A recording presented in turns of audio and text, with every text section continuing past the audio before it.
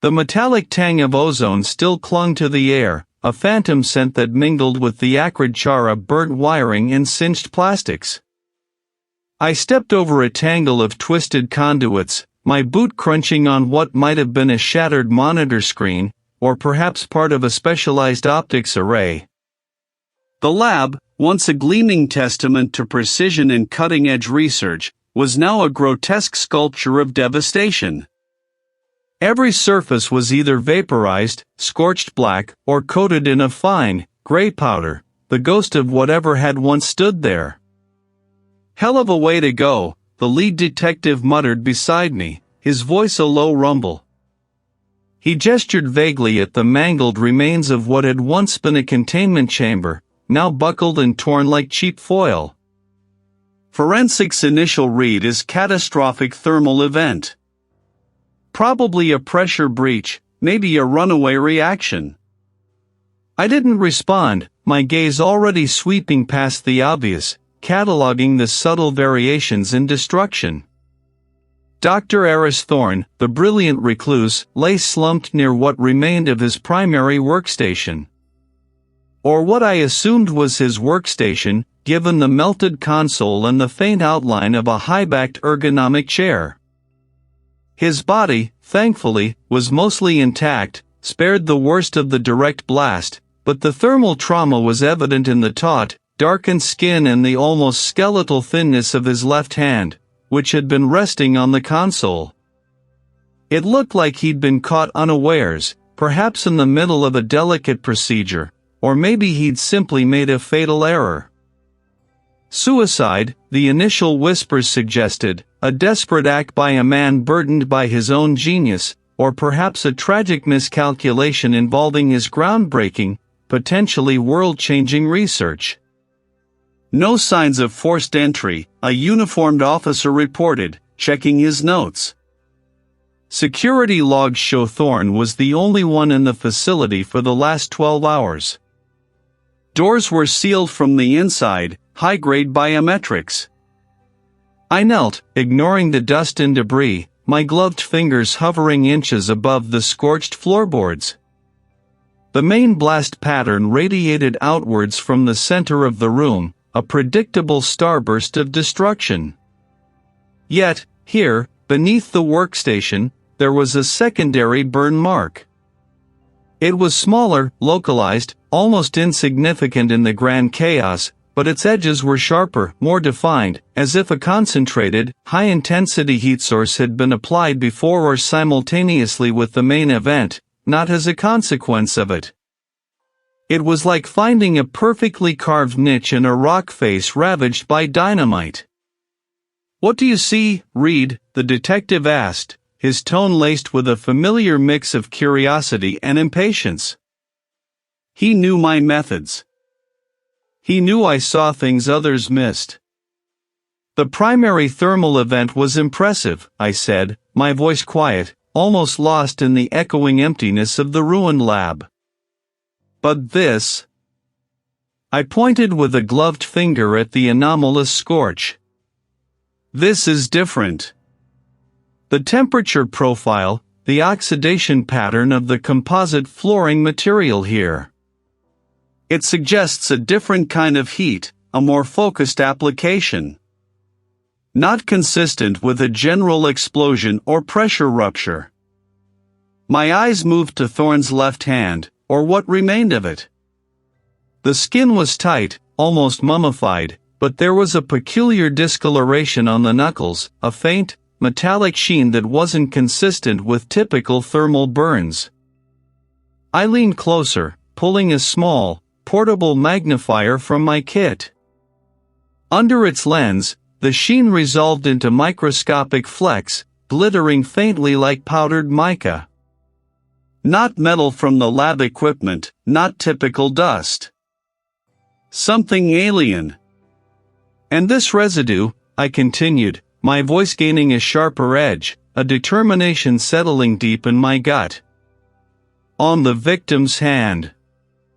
It's not ash, not carbonized tissue. It's something else. Too uniform, too specific. I carefully used a micro-vacuum to collect a sample, sealing it in a sterile vial. The detective squinted, trying to follow my gaze, but the detail was too fine, too subtle for the naked eye. So, what are you saying? He didn't just blow himself up by accident? I stood up, brushing dust from my knees. I'm saying the narrative of a simple accident or a desperate suicide is incomplete. The main event was designed to look like one. But whoever orchestrated this made a mistake. A tiny one, almost imperceptible. This secondary burn, this residue. It tells a different story. A story of precision, of intent. The air in the lab, once heavy with the smell of destruction, now felt charged with an invisible tension. My mind raced, piecing together fragments, searching for a coherent picture. Thorne was meticulous. His lab, before this, would have been immaculate. For such an anomaly to exist, it had to be deliberate, or a byproduct of something equally deliberate. Someone hadn't just wanted Thorne dead, they wanted his work, or at least the traces of his final moments, utterly obliterated, swallowed by the apparent chaos. But they weren't quite thorough enough. I glanced back at Thorne's body, then around the vast, ruined space. The silence was deafening, broken only by the occasional creak of settling debris. This wasn't a simple case. This was a carefully constructed deception, cloaked in spectacular destruction. And I had just found the first thread to unravel it. I'll need to run this sample immediately, I told the detective, holding up the vial. And I'll need access to Thorne's research logs, whatever survived. This wasn't an accident. The specialized equipment, the secure storage, the isolation needed for this kind of analysis, it all pointed to one place. I would take the sample, this microscopic piece of defiance, to the police department basement holding forensic samples. The lingering scent of ozone and burnt electronics still clung to my clothes, a phantom reminder of the lab's destruction. But the real work, the patient unpicking of truth from tragedy, began in the sterile quiet of the medical examiner's facility. I stood beside the lead medical examiner, a stoic woman with sharp eyes, as she narrated the preliminary findings. Initial assessment points to a primary cause of death consistent with explosive trauma. She stated, her voice even, devoid of inflection, as she gestured to the large screen displaying internal scans of Thorne. However, the blast force itself isn't entirely uniform. Are we talking about a secondary device, or a specific chemical reaction gone wrong? That's the anomaly, she replied, adjusting her spectacles. The burn patterns aren't symmetrical with a general lab explosion. It's almost as if he was directly exposed to a flash of extreme heat from a very close proximity, then the larger blast occurred. And there's something else. She paused, zooming in on a specific section of Thorne's hand, his right palm. We found this embedded in the epidermal layers. The image resolved into a magnified view. A tiny, almost imperceptible speck, no larger than a pinhead, shone faintly with an unusual, almost pearlescent sheen. It wasn't organic, nor did it look like any common metallic fragment I'd encountered. What is it? I asked, my brow furrowed. Undetermined, the medical examiner admitted, a rare note of uncertainty in her tone. It's a silicate. Unlike any we have on record as a typical lab contaminant or a component of common building materials. It's microscopic, highly refractive, and appears to be a unique mineral dust. Definitely not something from Thorne's lab, based on the preliminary sweep of the scene. My mind snagged on that. Not from the lab. A non-lab related trace element on the victim of a supposed lab accident. It deepened the fissure in the tragic accident narrative.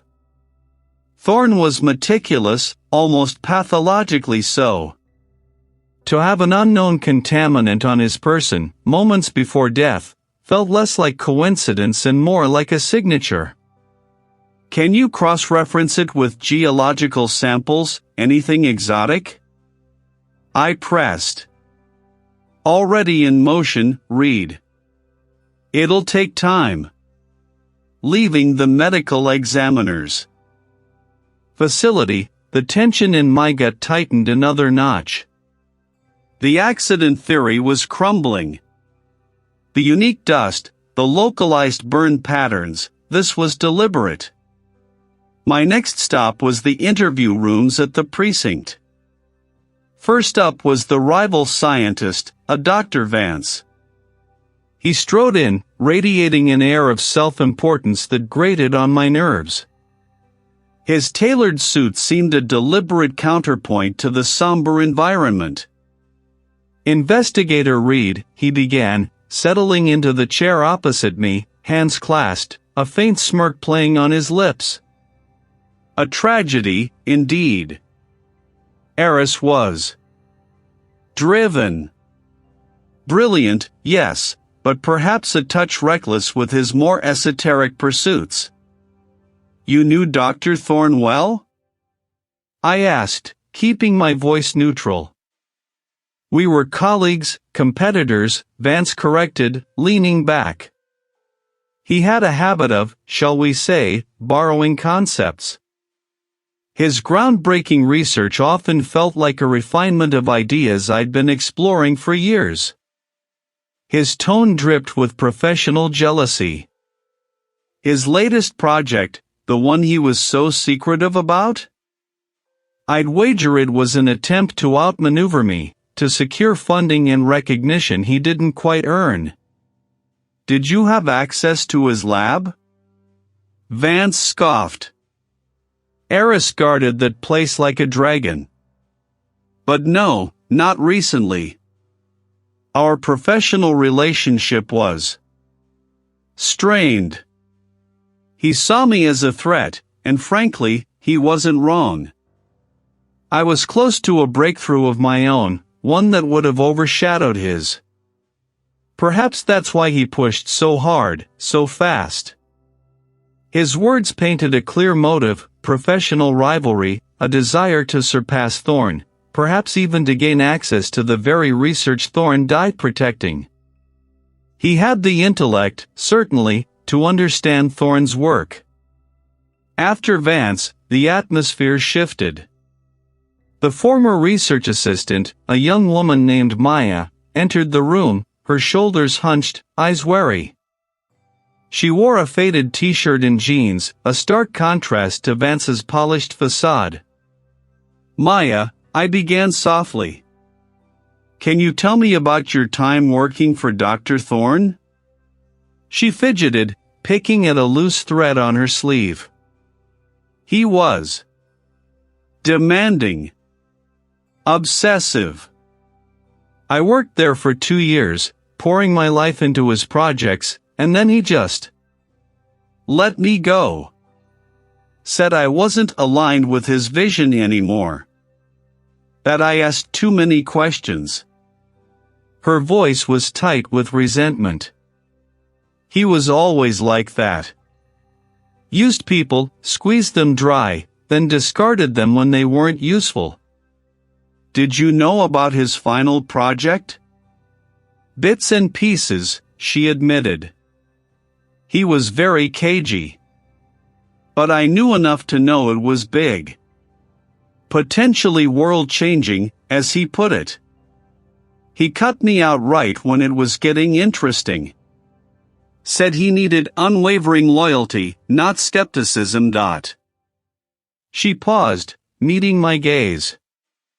I think he thought I might try to take some of his ideas. He was paranoid.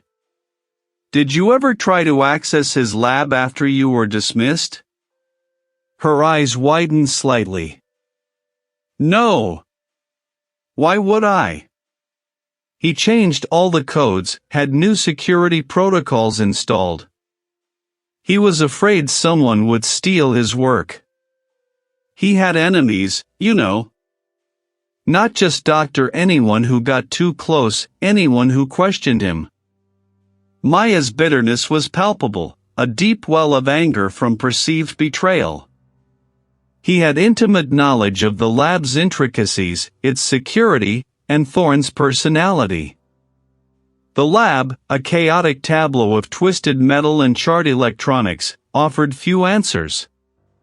But the trace element, that unique, iridescent dust, kept drawing my eye. Vance and Maya both had plausible motives, fueled by ambition and resentment. Both had reason to know Thorne's vulnerabilities, though their access to the lab varied. But neither seemed to fit with the specific, exotic nature of the dust. This wasn't just about a rivalry or a disgruntled employee. This was about something else entirely, something hidden, something that left behind a unique signature. I had two strong leads, but the dust suggested a third, unseen player, or perhaps a layer of deception I hadn't yet uncovered. The tension was building, a slow, inexorable coil around the burgeoning truth. I sat hunched over Thorne's workstation. The screen a window into the reclusive bioengineer's final, most guarded thoughts. The lead detective had initially dismissed my request for direct access, citing protocol.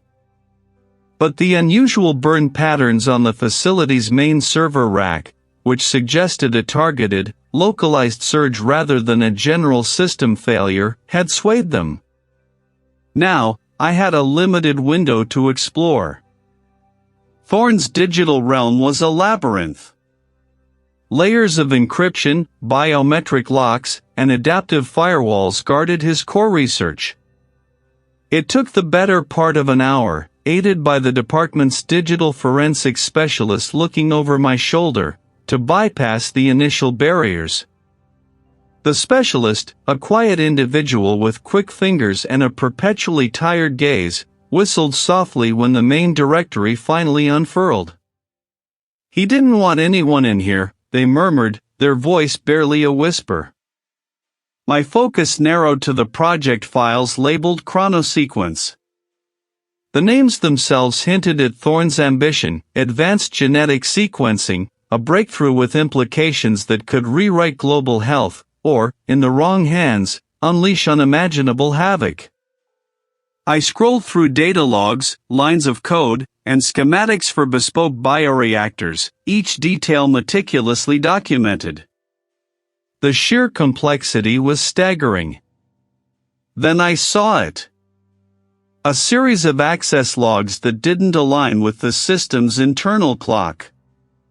Timestamps that flickered inconsistently, pointing to multiple, simultaneous entries from what appeared to be the same internal IP address.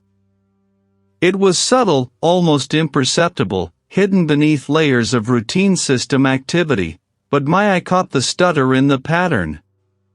Someone had been inside, moving with a ghost's touch. I dug deeper, tracing the irregular activity. There was a period, roughly 3 days before the incident, where a significant portion of the chronosequence project files had been accessed, modified, and then, almost entirely, purged. Not a simple deletion, but a sophisticated overwrite, designed to erase all traces of the original data. A digital scorched earth policy. My breath hitched. This wasn't a system crash, this was a deliberate act. The data wasn't simply corrupted, it had been surgically excised. And the attempt to cover it up was almost flawless. Almost. Look at this, I said, pointing to a string of hexadecimal code. These aren't standard system operations. This is an attempted wipe. Someone tried to make it look like random corruption, but the sequence of operations is too precise. The specialist leaned closer, their eyes narrowing. That's elegant and incredibly effective. Most of it is gone. What's left is fragmented, corrupted beyond easy retrieval. My mind raced. An external party gaining access to Thorne's most sensitive work, manipulating the data, and then attempting to erase the evidence. Or, a more unsettling possibility, Thorne himself, trying to hide something just before his death. The implications were immense. Either he was protecting a secret, or someone was trying to steal one. Just then, the door to the small, windowless interrogation room across the hall opened, and a uniformed officer ushered in Maya, Thorne's assistant. Her composure from our previous encounter had evaporated. She looked smaller, her shoulders hunched, her eyes darting nervously around the sterile environment.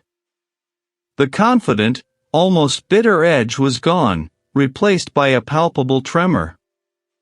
I pushed away from Thorne's workstation, the hum of the servers a dull throb against my temples.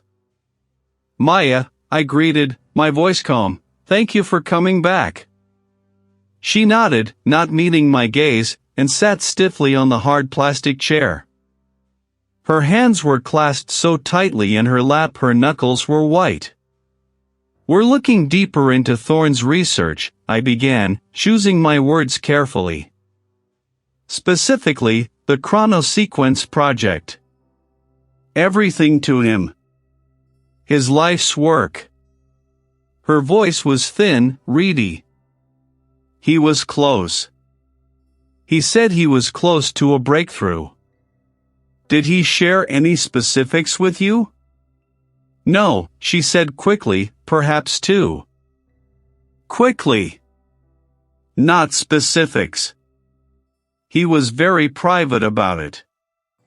Especially towards the end. Towards the end? I pressed, leaning forward slightly. What changed? She hesitated, chewing on her lower lip. He became difficult. Paranoid. He thought someone was watching him. Trying to get into his systems. He spent hours just staring at the security feeds, muttering. Did he mention who he suspected? She shook her head, a lock of hair falling across her face, which she didn't bother to push away. No names. Just. They.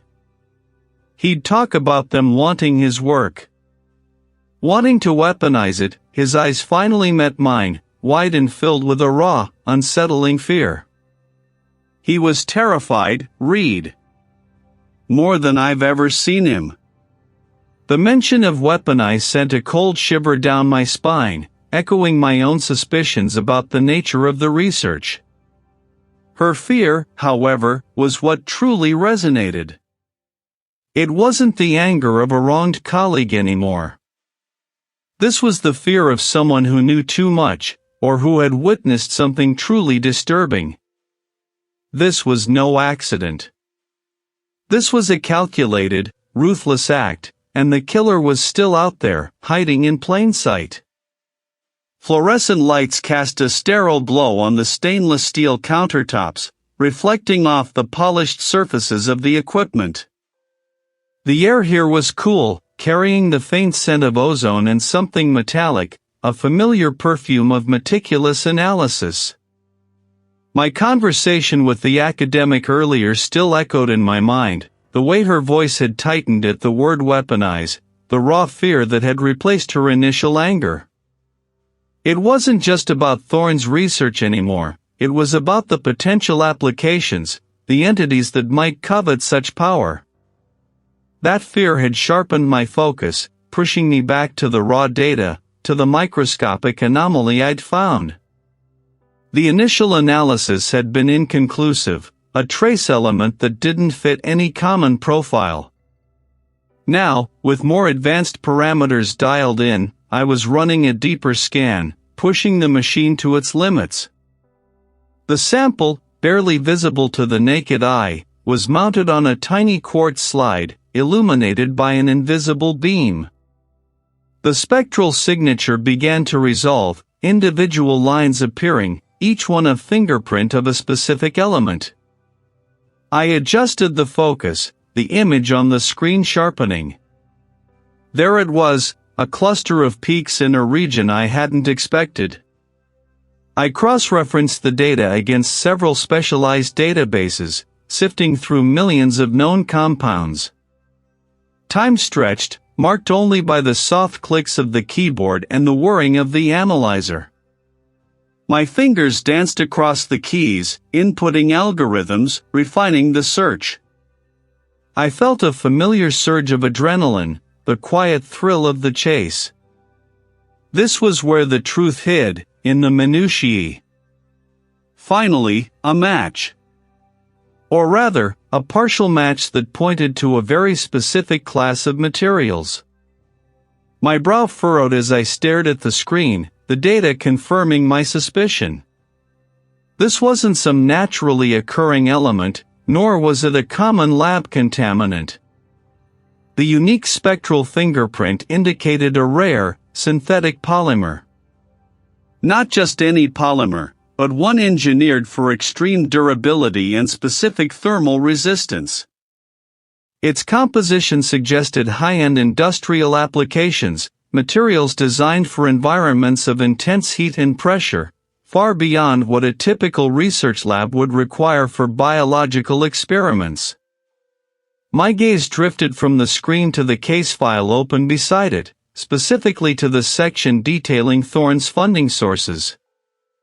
The immediate suspects, the rival academics, the disgruntled former colleagues, began to recede into the background. This trace element, this polymer, spoke a different language. It spoke of specialized manufacturing, of advanced engineering, of significant capital investment. Only a handful of entities possessed the resources and the need for such cutting-edge materials. And at the top of that list, funding a substantial portion of Thorne's research, was Omnicorp. A conglomerate known for its aggressive R&D, its reach extending into everything from advanced robotics to specialized materials science. They had a reputation for acquiring talent and technology, often through less than gentle means. The weaponized comment from the academic suddenly resonated with a chilling clarity. This was about something much larger, much more valuable. The next morning, I found myself across a polished oak table from Omnicorp's corporate liaison. The room was one of the smaller interview spaces in the precinct, stark and functional. The liaison, a man in an impeccably tailored suit, offered a smile that didn't quite reach his eyes. His posture was perfect, his hands clasped loosely on the table, exuding an air of practiced composure. "Reid," he began, his voice smooth, "we at Omnicorp are deeply saddened by Dr. Thorne's passing. A true loss to the scientific community. We are, of course, fully cooperating with your investigation." "I appreciate that," I said, leaning forward slightly, letting my gaze hold his. "My team has uncovered a trace element at the scene. A synthetic polymer, very specific in its composition. We believe it's used in high-end industrial applications." He blinked, a flicker of something unreadable in his eyes before his expression smoothed over. "Indeed? Fascinating." Dr. Thorne's work was often at the forefront of materials science, though his primary focus for us was bioengineering. Omnicorp supplied many of the materials for his lab, correct? I pressed, watching his face. "Naturally. We pride ourselves on providing our sponsored researchers with the best available resources."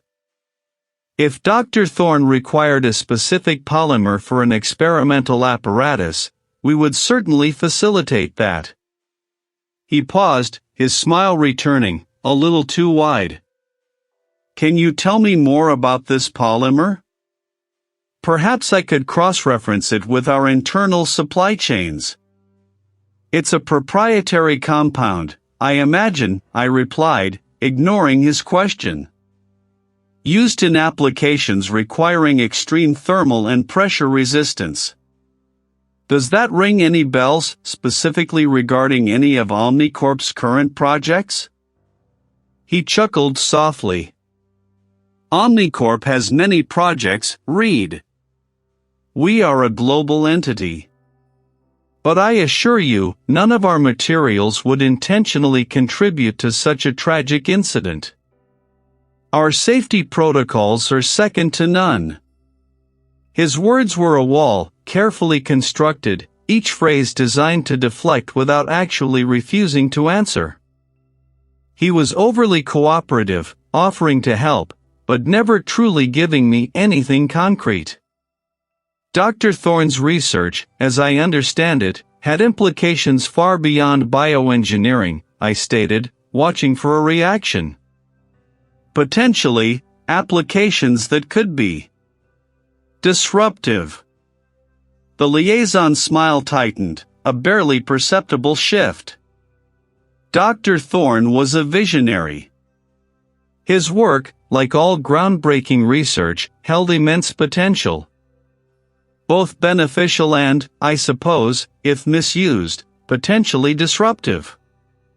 But Omnicorp's interest was purely in its humanitarian applications. And the specific polymer? I pushed again, circling back. Does Omnicorp manufacture or utilize such a polymer in any of its R&D divisions? He steepled his fingers. We work with a vast array of advanced materials. Without a precise chemical signature, it would be difficult to confirm. But I can assure you, Reid, if it's one of ours, we will identify it. Every answer was a polished evasion, a gentle redirection. He was telling me everything I wanted to hear, yet revealing nothing of substance. I could feel the invisible threads tightening, connecting Thorne's death to Omnicorp, but the details remained shrouded in corporate pleasantries. I left the interview with a stack of generic company literature and a growing conviction that the real answers were being deliberately withheld. The web of connections was far more intricate than I'd initially imagined, and Omnicorp was clearly at its very center. The silence of my lab was a comfort, a buffer against the world's noise. I leaned over the optical microscope, the polymer fragment from Thorne's lab filling my field of view. Its molecular structure, its unique crystalline lattice, was unlike anything I'd encountered in standard industrial applications. This wasn't off-the-shelf material. This was custom, specialized, probably proprietary. I was closing in, the chemical footprint whispering secrets. My head throbbed, a dull ache behind my eyes from hours spent staring at screens and slides. I packed my gear, a small case containing a spectral analysis device and a few specialized reagents. The next step was a deeper dive into the archived samples, the ones that predated the explosion, stored away from the main crime scene. Stepping out of the building, the late afternoon sun was a harsh glare against the asphalt. I crossed the street, mind still replaying molecular bonds. A black sedan, tinted windows opaque, accelerated sharply from a side street, tires squealing in a brief, unnecessary burst of speed. It cut the corner with an aggressive sweep, forcing me to instinctively jump back onto the curb, the vehicle's fender passing inches from my leg. The driver didn't slow, didn't even glance my way, just vanished around the next block. An accident? Maybe. But the abruptness, the sheer lack of caution, felt less like carelessness and more like a deliberate, if subtle, message. My gaze lingered on the empty street, the faint smell of burned rubber still in the air. I shook it off, telling myself it was a coincidence, a reckless driver. But the feeling persisted, a prickle on the back of my neck. I drove across town, the incident replaying in my mind, each time feeling less like chance. The air was cool, dry, smelling faintly of ozone and old paper. The storage officer, a burly individual with a perpetually bored expression, led me to Thorne's archived materials. "Everything prior to the incident is here, Reid," the officer grunted, unlocking a heavy gauge mesh cage. "Sealed. Untouched since it arrived." I nodded, my eyes scanning the shelves. Box after box, meticulously labeled. I found the one marked Thorne Lab, pre-incident polymer inventory. Inside, smaller, vacuum-sealed bags held various polymer samples, precursors, and finished products. I extracted a handful, focusing on those matching the burn residue's unique properties. Back at my own lab, the quiet was a welcome relief. I spread the samples on my workbench, a familiar array of tools laid out. I reached for my favorite microspatula, a custom piece with a finely ground tip, always stored in a specific slot in my tool tray. It wasn't there. My brow furrowed. I was meticulous. Everything had its place. I checked again, running my fingers over the empty slot. It was subtle, almost imperceptible, but for me, it was a glaring anomaly. Someone had been in my lab. Someone had touched my tools. The near miss on the street, now this. They weren't accidents. Someone knew I was getting too close. My investigation wasn't just an academic exercise anymore, it was a threat to someone. Just then, a light tap at my lab door. I turned, my hand instinctively hovering near a heavy magnifying glass. It was Maya, Thorne's assistant. She looked like she hadn't slept in days. I need to tell you something." I motioned her in, my gaze sweeping the hallway before closing the door. The air in the lab grew heavy, thick with unspoken fear. "What is it, Maya?" I kept my voice calm, even as my mind raced. She wrung her hands, glancing around the lab as if expecting someone to materialize. Before the incident, Dr. Thorne was acting strange. Distracted. And there was. I saw someone. My focus sharpened. Someone? Who? I don't know. Not one of us. Not anyone from the team. It was late, past midnight. I'd forgotten some notes and came back to the lab. The main entrance was locked, but the service door, the one that leads to the loading dock, it was ajar.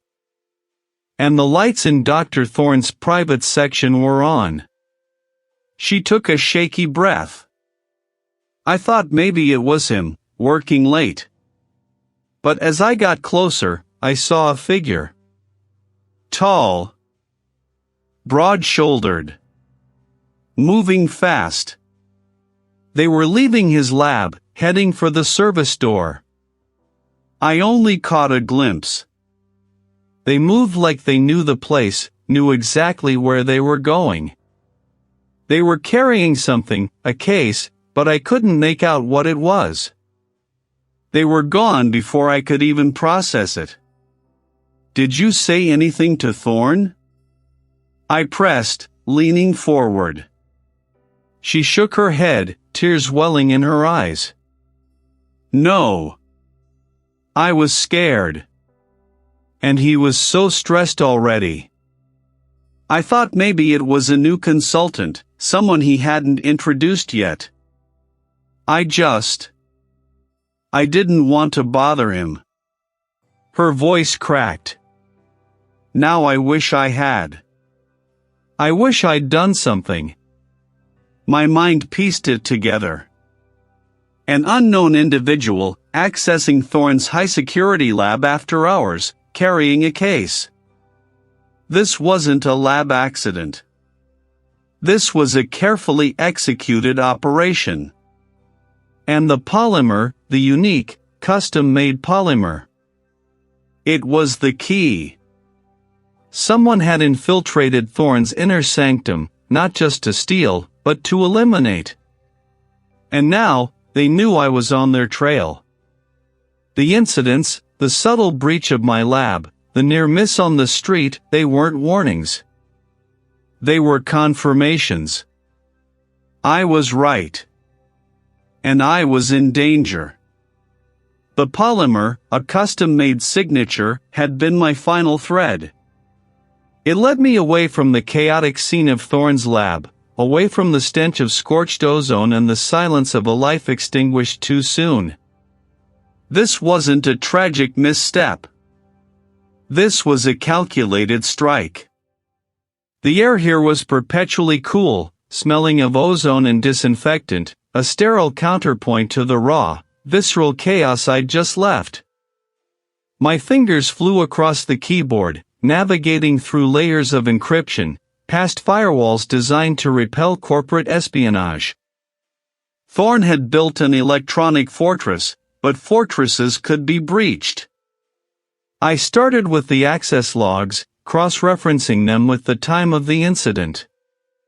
The primary biometric scan showed no unauthorized entry.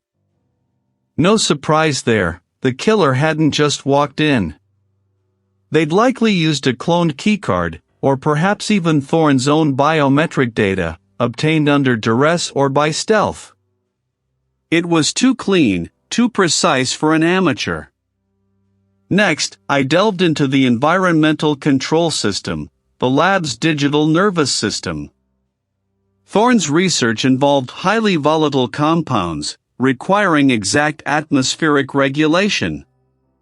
First, a subtle increase in ambient temperature, then a controlled spike in a specific gas mixture, not enough to trigger an immediate alarm, but enough to destabilize his current experimental phase. It was like watching a slow-motion car crash, meticulously orchestrated. The system registered these as minor calibration errors, self-correcting within moments. But the timing, the sequence, it was too perfect. I isolated the data points, mapping them against the physical evidence I'd gathered. The unusual burn pattern on the workbench, the specific degradation of the polymer I'd found. It all aligned. The atmospheric changes would have pushed his already delicate experiment past its critical threshold. The timestamp on these activations corresponded precisely with the moment the lab's primary containment field failed. A remotely triggered sequence. Not a direct hack into the lab's core programming, but a sophisticated spoofing, leveraging existing protocols. Someone had used Thorne's own system against him, making it appear as though the equipment had simply malfunctioned under stress. I superimposed the environmental data, the equipment activation logs, and the physical evidence points. The picture that emerged was stark, terrifyingly elegant. Stage 1, the quiet infiltration, bypassing the primary security with a ghost key. Stage 2, the subtle environmental manipulation, destabilizing Thorne's ongoing work, creating a volatile precursor. Stage 3, the remote trigger, a precise, multi-stage activation of specific equipment, designed to mimic a catastrophic research malfunction, igniting the primed atmosphere and causing the fatal rupture. The killer hadn't just entered the lab, they had engineered the accident, transforming Thorne's cutting-edge research into a self-destruct mechanism. They understood Thorne's specific protocols, his experimental parameters, the intricate dance of his bespoke systems. This wasn't a random act of violence. I leaned back, the chair groaning under my weight. The air in the basement felt heavier now, charged with the weight of this discovery. My jaw tightened. Someone within Thorne's inner circle, perhaps an academic rival, a corporate spy, or even a disillusioned colleague. Someone who knew the intricacies of Thorne's work not just conceptually, but practically, down to the exact calibration of his gas lines and the failure points of his custom polymer.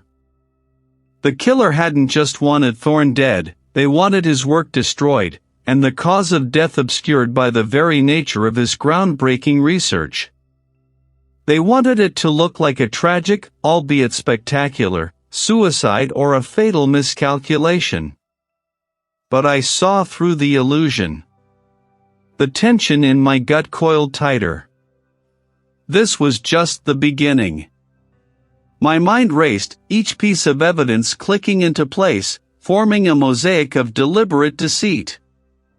On my cluttered desk, Thorne's primary workstation sat open, its sleek lines contrasting with the dusty concrete floor. A forensic imaging specialist had extracted its contents, but the raw data was mine to sift through, bite by bite. The precision of the attack, the careful orchestration of the explosion to mimic an accident while simultaneously obliterating specific data points and leaving others intact, it spoke volumes. It wasn't just about stealing Thorne's research. It was about control. If the killer had simply wanted the data, they could have copied it remotely, or abducted Thorne. No, the destruction, the carefully placed polymer, the staged accident. This was about preventing something, about silencing Thorne, not merely plundering his intellect. I had already reviewed his public-facing files, the ones detailing his groundbreaking work on bio-integrated polymers and advanced material sciences. They were impressive, revolutionary even, but nothing that screamed kill-worthy beyond the usual corporate espionage. Yet, the method of his death, the sheer lengths the killer had gone to, kept gnawing at me. This wasn't simple theft. This was a cover-up. My search parameters narrowed. I bypassed the obvious, the well-labeled folders, and dug into the less conspicuous corners of the hard drive. I looked for anomalies, for hidden partitions, for file names that didn't quite fit. The hum of the server racks behind me was a constant, low thrum, a mechanical heartbeat in the quiet space. Hours bled into one another. My focus sharpened to a needlepoint. Then I saw it. A directory labeled archived_protocols_v3.1, innocuous enough, but its creation date was suspiciously recent, and its size too large for mere protocols. I tried to open it. Access denied. Encrypted. Heavily.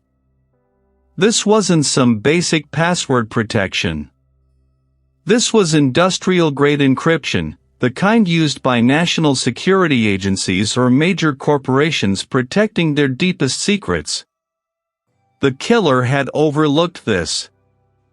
Or perhaps, they hadn't had the time, or the means, to crack it themselves. My jaw tightened. This was it. I initiated a brute force decryption sequence, allocating significant processing power from the department's dedicated forensic servers. The progress bar crawled, agonizingly slow. I watched the screen, my gaze unwavering, a quiet tension building in my chest.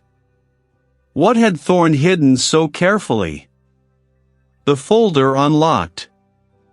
A torrent of files cascaded onto the screen, not lab data, but personal journals, memos, and a series of detailed, dated entries Thorne had clearly intended to keep private. I began to read, scrolling through the entries, my breath catching in my throat. Thorne's elegant prose detailed his initial excitement, his scientific breakthroughs, but then the tone shifted. A growing unease, a creeping moral dilemma.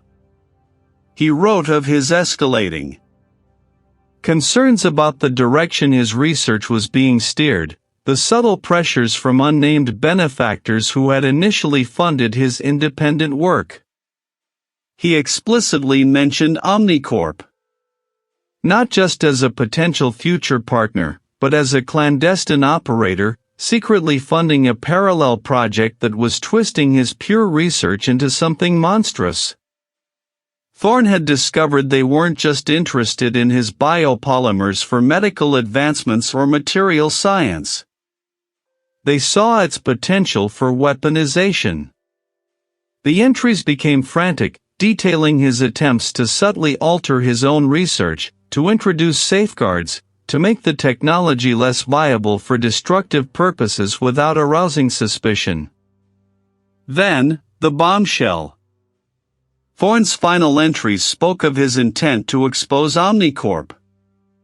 He had amassed evidence, cross-referenced their financial trails, and documented their involvement in a separate, highly dangerous project that leveraged his fundamental discoveries.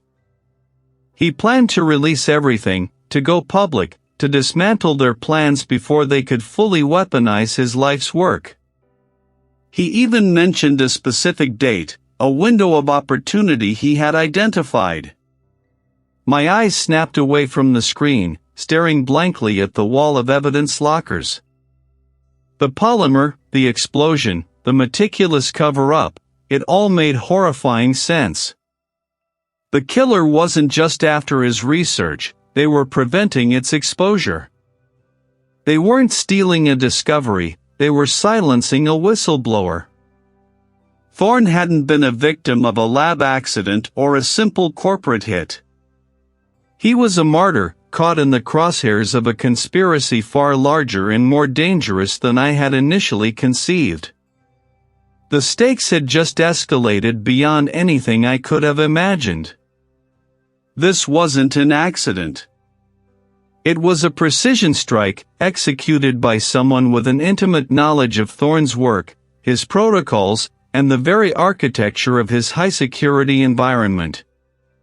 The killer hadn't just gained entry, they'd manipulated the system from within. I needed to cross-reference everything. Every access log, every employee profile, every scrap of information related to Thorne's project. The answer wasn't out in the field anymore, it was buried in data, waiting for me to unearth it. My destination was clear, the quiet, sterile heart of my own investigative domain. The air grew cooler with each flight of stairs I descended, eventually settling into the perpetual chill of climate control. The fluorescent lights hummed with a low, constant drone, reflecting off polished concrete floors and the steel shelves that lined the walls. The scent was a familiar mix of disinfectant, old paper, and the faint, metallic tang of preserved organics. It was a place of meticulous order, a sanctuary of facts where chaos was distilled into data. My workstation was an island of controlled clutter, 3 monitors glowing, a stack of case files, and the omnipresent scent of lukewarm coffee.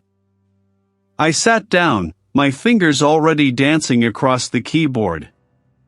The first step was to pull up the complete access logs for Thorne's lab. Not just the main entry points, but the internal subnetworks, the specific equipment bays, the chemical storage manifests. The polymer, that unique, custom-fabricated material, had been used to subtly compromise a critical safety valve. It wasn't something you could just pick up at a hardware store, it required specific expertise to design and manufacture. I cross-referenced the polymer's composition with the skill sets listed in the personnel profiles of Omnicorp, the company funding Thorne's research, and the university staff who collaborated with him. I filtered for individuals with advanced degrees in materials science, polymer chemistry, or bioengineering. The list, initially sprawling, began to shrink. Then I layered on the access logs for the specific dates and times when the sabotage must have occurred, a narrow window, based on the degradation rate of the polymer and the lab's automated diagnostic reports. The intersection of these two datasets, specialized knowledge and physical access, was a tight bottleneck. Only a handful of individuals possessed both. I eliminated those with ironclad alibis, confirmed by independent digital footprints and witness statements. The remaining names formed a small, unwelcome cohort. Each one was someone intimately connected to Thorne, someone who would have known the precise vulnerability of the system, the specific valve to target, and how to mimic an accidental rupture. One name kept surfacing, a persistent anomaly in the data, the Omnicorp liaison. His profile was extensive, almost excessively so. David, as he was known, was presented as a corporate troubleshooter, a bridge between Omnicorp's financial interests and Thorne's groundbreaking research. But as I delved deeper, past the polished corporate jargon and glowing performance reviews, I found faint echoes of something else.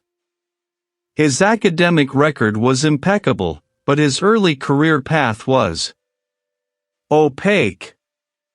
A gap of several years, vaguely attributed to special projects and consulting roles, raised a flag. It wasn't a red flag, not yet, but a pale yellow, demanding closer inspection. I widened my search parameters, looking for any public records, any obscure mentions. The digital breadcrumbs were faint, almost deliberately erased, but I was good at following ghost trails. Then I found it. A thinly veiled reference in an archived, regional newspaper article from nearly a decade ago. A brief mention of a corporate operative involved in the recovery of stolen intellectual property from a rival firm. The article mentioned the operative's unique skill set in reverse engineering system vulnerabilities and covert asset recovery. It didn't name David directly, but the timeline, the expertise, and the corporate context aligned too perfectly with the Omnicorp liaison's opaque past. My gaze snapped back to his current profile, then to the schematics of Thorne's lab, and finally to the analysis of the custom polymer. A background in covert operations, specifically involving the recovery of stolen intellectual property through engineered internal sabotage. A personal connection to a past scandal that involved the very kind of precision, almost invisible, attack I was now investigating. The Omnicorp liaison wasn't just a suspect, he was becoming the blueprint for the killer. He had the motive. Thorne's research was world-changing, incredibly valuable, and likely the subject of corporate maneuvering. He had the means, the technical acumen to design the polymer and execute the sabotage. And he had the opportunity, unfettered access to Thorne's lab as the liaison. The tension in the basement thickened, pressing down on me. I had found my inside man. The question now was how to prove it, and what he intended to do next. The picture was clear, chillingly so. Now, I just needed to draw the architect of that deception into the light. My office, normally a sanctuary of quiet analysis, felt like a stage. I'd let it drop during a seemingly innocuous conversation with a mid-level corporate security officer from Omnicorp, knowing full well the man was a pipeline to the executive who had been so keen to assist my investigation from the outset. I'd framed it as a potential breakthrough, a revelation that could redefine the entire project's scope, hinting at an unforeseen, dangerous potential. The bait was subtle, designed to trigger a very specific kind of panic. Only someone intimately aware of Thorne's true work, and its weaponized implications, would understand the urgency of neutralizing such a finding. The waiting was the hardest part. My gaze swept over the sealed evidence bags, each containing a fragment of a story, a silent witness to a crime. Thorne's personal effects, lab notes, the scorched remnants of his equipment, all neatly catalogued, awaiting their final judgment. I had a small, inconspicuous camera positioned, its lens fixed on the entrance to the high-security evidence room, and a silent alarm rigged to my phone. It was just past midnight when the alert vibrated against my palm. A single, distinct ping. He'd taken the bait. The only sound was the distant drone of the ventilation system. The corporate executive, a man whose polished demeanor had always grated against my instincts, was inside. He'd used an old access code, one I'd deliberately left active, knowing his previous role within Omnicorp would grant him such historical privileges. I found him hunched over a work table, his back to me, a small, powerful cutting tool in his gloved hand. He was focused on a sealed container, one that held the most volatile of Thorne's recovered data drives. The drive I'd discovered held the fabricated breakthrough data. His movements were precise, practiced. He froze, the tool dropping with a soft clatter onto the table. He turned slowly, his face a mask of forced composure, but his eyes, in the dim overhead light, betrayed a flicker of raw fear. "Reid. I was just checking on the integrity of the storage. Omnicorp has a vested interest in Thorne's intellectual property." "Integrity?" I scoffed softly. "With a plasma torch? That's a rather aggressive inventory check." I walked to the table, picking up the cutting tool. It was designed for precision destruction, not data retrieval. "You weren't here to check. You were here to erase." His jaw tightened. "You have no proof." I nodded, a slow, deliberate movement. "Actually, I have plenty. Remember that polymer, the one we found in Thorne's lab? The custom-made, heat-resistant, incredibly rare compound?" His gaze flickered, a telltale sign. "What about it?" "We found it again," I continued, my voice low, each word a hammer blow. "Microscopic traces. On the underside of the floor paneling at the abandoned factory where that unfortunate accident occurred last year. And again, embedded in the chassis of the vehicle involved in the industrial incident that almost took out a key witness to Thorne's early research. And, most recently, a barely visible smear on the sole of a boot print outside my own apartment, just a few weeks ago." His face paled, the carefully constructed facade crumbling. He knew. He understood the implication. The polymer wasn't just a lab contaminant, it was a signature of his own clandestine operations. He'd used it, or rather, the team he controlled had used it, to clean up after their messy work, believing it untraceable. "It's a unique compound, isn't it?" I pressed, stepping closer. "Only a handful of labs in the world could synthesize it. You've been neutralizing anyone who got too close to his real work, anyone who threatened Omnicorp's bioweapon development project." His shoulders slumped, the fight draining out of him. The corporate executive, once so imposing, now looked like a deflated balloon. The weight of his actions, and the irrefutable evidence, pressed down on him. Aris was going to expose us, he confessed, his voice barely audible, a ragged whisper in the sterile air. "He found out. He realized the true application of his research, the direction Omnicorp was pushing it. He threatened to go public, to dismantle everything. The board. A faction within the board. They couldn't allow that. Not with the billions invested, not with the potential for military contracts. I was tasked to contain the situation. To neutralize the threat. Aris was brilliant, but naive. He didn't understand the forces he was up against. He paused, a bitter laugh escaping him. And you, Reid. You were just an annoyance. A loose end that needed tying up. I underestimated you. It wasn't just about Thorne anymore. The full scope of the conspiracy, the depth of the corruption, was finally laid bare. The trap had worked, and the monster had revealed itself. It wasn't just about Aris anymore, not just a brother's betrayal. It was about a shadowy corporate entity, Omnicorp, willing to sacrifice anyone, including its own brilliant minds, to protect a horrific secret. The full scope of the con had been laid bare, a tapestry woven with ambition, fear, and lethal precision. The apprehension of David Thorne was swift, almost anticlimactic after the tension of his confession.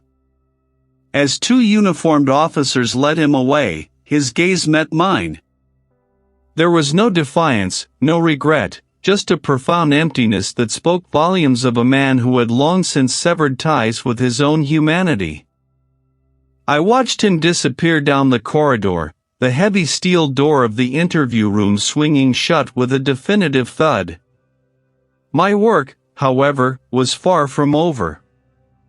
David Thorne was a crucial piece, but he was merely the tip of a much larger, more dangerous iceberg.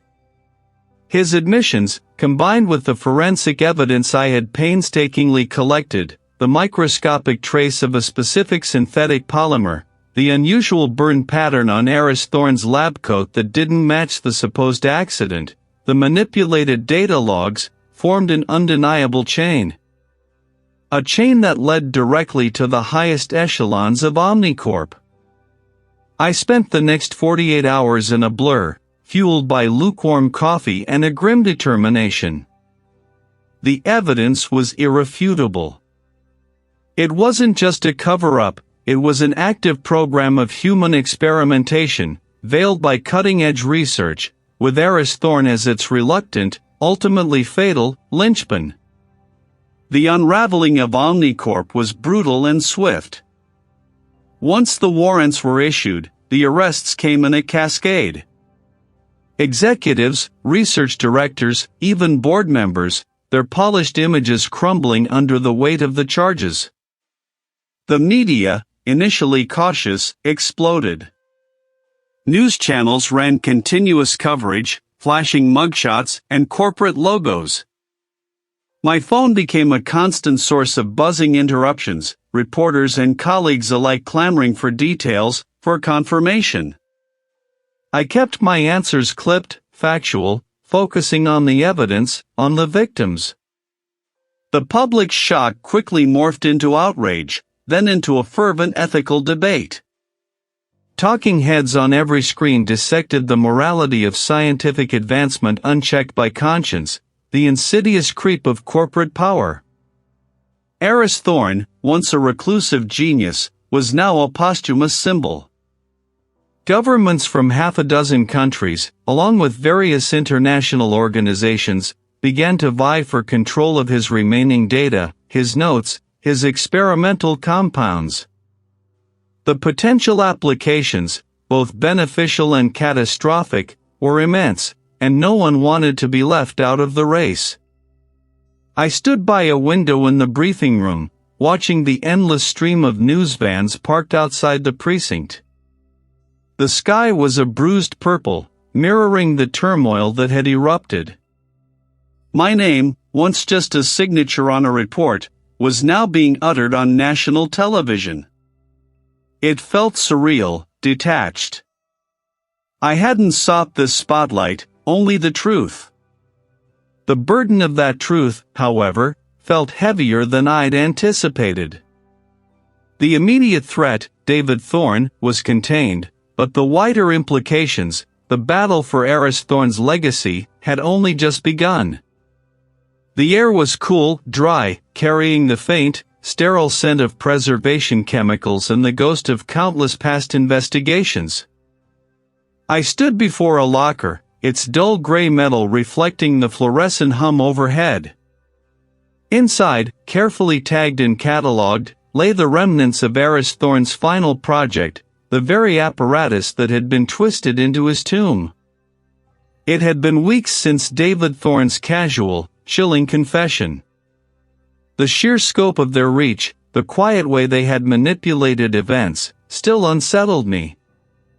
David Thorne, the concerned brother, had been nothing more than a highly placed operative, his grief a meticulously crafted performance. I ran a gloved hand over the locker door. The legal proceedings had been swift, surprisingly so, given the complexity. He hadn't even tried to bargain. His motive, as he laid it bare, was simple. Aris Thorne's research, while groundbreaking, was deemed too volatile, too unpredictable for Omnicorp's long-term strategic goals. Better to contain the threat, eliminate the source, and control the narrative.